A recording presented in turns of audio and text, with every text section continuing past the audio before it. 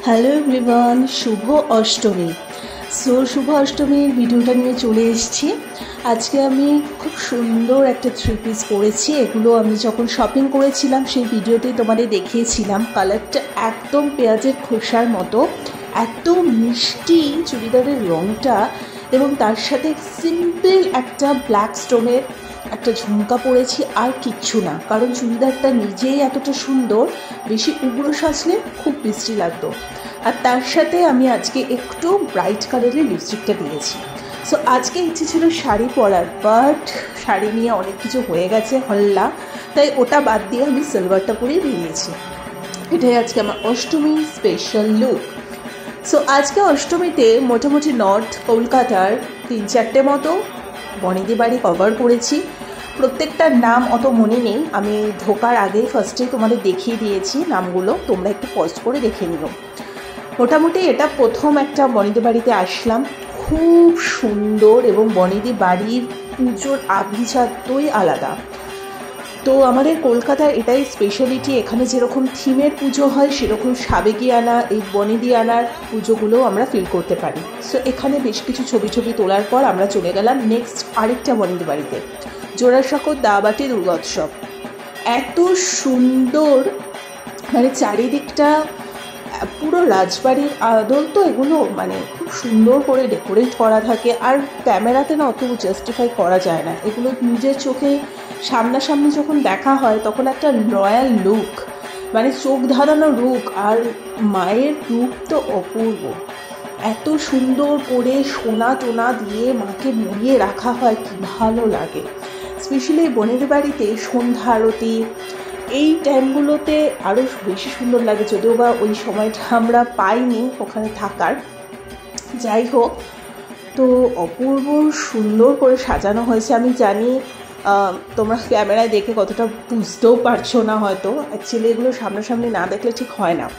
তো আমরা দুর্গাপুজো একটা দিন রাখি বনেদি বাড়িগুলো কভার করার জন্য। এরপর নেক্সট আরেকটা বনেদি বাড়িতে চলে এসেছি। এই বাড়িটা সব থেকে বড় একটা বনেদি বাড়ি, এবং ভীষণ ওয়েল ডেকোরেটেড, একদম পরিষ্কার এবং মেনটেন করা পুরোটা।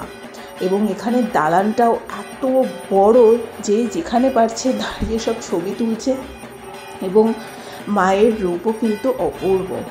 আর বনেদি বাড়ির স্পেশালিটি তো এটা যে এক চালার উপরে সমস্ত ঠাকুরগুলো হয়, এবং কি মিষ্টি হয়, পুরো ডাকের সাজে যে মায়ের রূপ, এটাই তো অরিজিনাল মায়ের রূপ। তো এটাই হচ্ছে বনেদি বাড়ির খাসিয়াত। তো তারপরে আমরা টুকটুক করে মল্লিক বাড়ির শিকদার পাড়ার মল্লিক বাড়ি, নর্থ কলকাতার ভীষণ ভালো একটা বনেদি বাড়ির পুজো, সেটার ভিডিও করতে ভুলে গেছি। জাস্ট কিছু ছবি আছে, সেগুলো দিয়ে দিচ্ছি। এখানে আমরা আগের বছরও গেছিলাম। তো যারা আগের বছরের পুজোর ভিডিওগুলো দেখেছো তারা তো জানোই, এই বাড়িটার ওপরে আমি ভিডিও অলরেডি করেছি, বাট এইবারে গিয়ে ভিডিও বানাতেই ভুলে গেছি, তাই কটা ছবি অ্যাটাচ করে দিলাম। তারপরে যথারীতি আমরা বাড়ি চলে আসি, এবং জাস্ট সন্ধ্যা আরতিটা শেষ হয়েছে, তারপরে আমি পাড়াতে ঢুকি। মাও আজকে এসছিল, এবং মা অনেকক্ষণ আছে পাড়াতে ছিল, সন্ধ্যা আরতি মা দেখেছে, তারপরে অনেকক্ষণ বসেছিল, তারপরে আমি গেছি।